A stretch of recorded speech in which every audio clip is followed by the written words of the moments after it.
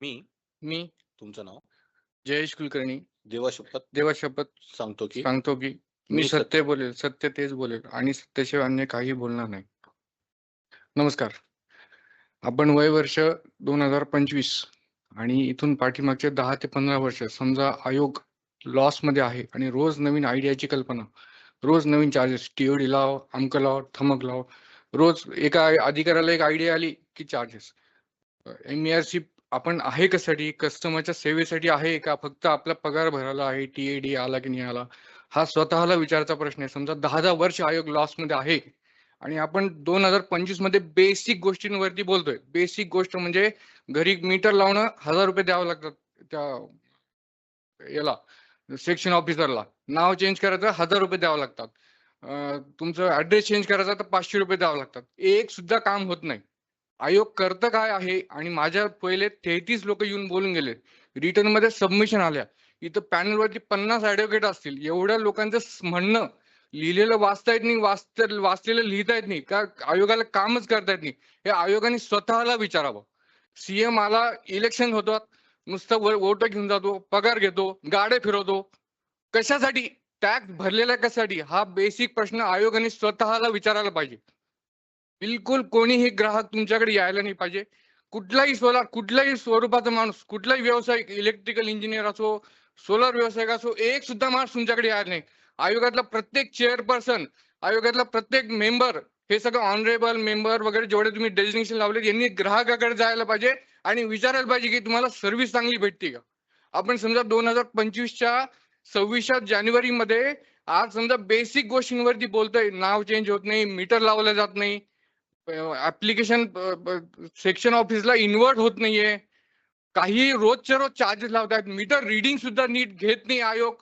किंवा तुमच्याकडून समजा महावितरण आयोग कंट्रोल होत नसेल तर स्वतःच तुम्ही आत्मपरीक्षण करा एकदा की आयोग बसलाय कशासाठी. समजा औरंगाबाद सारखा एक इंडस्ट्रियल एरियातला एखादा सेक्शन ऑफिसर किंवा एखादा चीफ इंजिनियर यांना ह्या एरिया कंट्रोल होत नाहीये, मीटर रिडिंग सुद्धा घेतलं जात नाहीये, जनरेशन मीटरची रिडिंग घेतली जात नाही आणि नॉर्मल एमएससीबीच्या मीटरची रिडिंग घेतली जाते. हे बेसिक प्रश्नांवरती 2026 मध्ये जानेवारी मध्ये आज तुम्ही लोक हिअरिंग करताय. हे या आयोगाचं फेल्युअर आहे. हा आयोग फक्त तुमचा, आज तुम्ही एसीत बसला, चांगले कपडे घातले, कोट घातले, बाहेर 130 रुपये भरणारा ग्राहक सुद्धा तुमचा मालक आहे आणि तुम्ही त्यांचे सर्व्हिस देणारे आयोग आहे. आणि त्या सर्व्हिस देणाऱ्या आयोगाला जर का तुम्हाला स्वतः फक्त पैसे लुटण्यासाठी, बाबा आज या सेक्शन ऑफिसला पगार कमी पडला, लावा चार्जेस त्या 130 शेतकऱ्याकडून, एखाद्या गरीब माणसाकडून पैसे लुटा आणि पगार भरा आपले. यासाठी आयोग आहे का?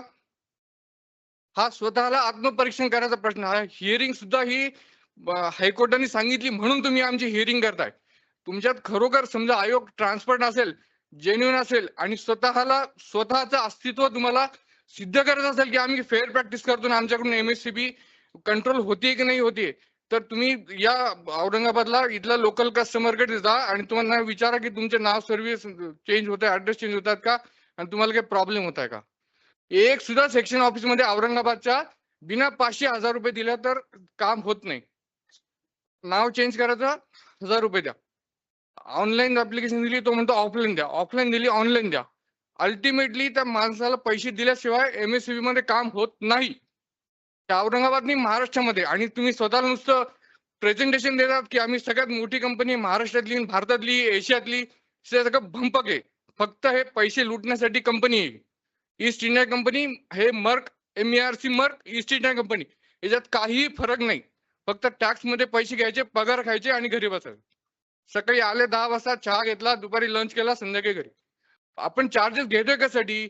कस्टमरला माहितीये का कुठले चार्जेस घेतोय? कस्टमरला माहितीये का, इंटिमेशन दिले का कस्टमरला कुठले चार्जेस घेणार आहेत, पुढच्या महिन्यापासून कुठले चार्जेस लावणार आहे? मी सोलार व्यावसायिक असो, मी कस्टमर असो, कुठल्याही दृष्टीने काही सांगा, कोणाला काहीही समजत नाही. तुमच्या आयोगाचे लिहिले नोटीस सुद्धा तुम्हाला या सेक्शन ऑफिसला वाचता येत नाही. कसे लोक भरलेत आणि ऑनलाईन ऍप्लिकेशन दिलेलं त्याची लिमिट सुद्धा क्रॉस होऊन जाते. फक्त पैसे भरले, नाव चेंज करायचं 120 रुपये, तरच हे आयोग ऍक्सेप्ट करतो. ते एमएससीबी वाला हे करतो. 120 रुपये समजा ती कॅन्सल झाली, रिजेक्ट झाली, तर तो सेक्शन ऑफिसर म्हणतो की साहेब परत 120 रुपये भरा. म्हणजे तुम्ही करताय काय स्वतः याचं आत्मपरीक्षण करा. आणि मी हे सगळ्या गोष्टी तुम्हाला शपथ घेतल्याप्रमाणे खरं आणि सत्य तेच बोललेलं आहे. जर का आयोगाला स्वतःचं अस्तित्व टिकवायचं असेल आणि स्वतःचं अस्तित्व स्वतःला फक्त ते चेअरपर्सन अमके धमके नुसते डेझिग्नेशन लावायचे असतील, गव्हर्नमेंटचा टॅक्स भरून हा एसी फीसी सगळं टॅक्सवर चाललेलं आहे आणि 130 रुपये तुम्ही कस्टमर कडून प्रत्येक मीटरच्या अगेन्स्ट मध्ये घेताय आणि त्या कस्टमरला माहित नाही की हे चार्जेस भरतोय कशासाठी. तर तुम्ही स्वतः काय काम करताय हे स्वतः आत्मपरीक्षण करा. थँक्यू. इथे माझ्या समोर जेवढे लोक आलेत ना, माझ्या याच्या पहिले हे 10 वर्षापासून चालले. 10 वर्ष आयोग समजा लॉस मध्ये आहे तर याच्यापेक्षा जास्त फेल्युअर तुमचं कोणाचंही म्हणजे तुमच्या जागेवरती तुम्ही आज होते, पहिले कोणतरी आहे, नवीन कोणतरी येतील, पण आयोगाकडची पॉलिसी एक सुद्धा नावाची पॉलिसी नाही. तुम्हाला प्रत्येक गोष्ट हायकोर्टात त्या वकिलांनी सांगितलं, हायकोर्टाची 10 ऑर्डर तुम्ही म्हणता आमच्याकडे आले आहेत, ऍक्शनच घेत नाही. तुमच्याकडून समजा बोर्ड कंट्रोल होत नसेल तर MERC बंद करून टाका. ओके, धन्यवाद. अमोल रोडे.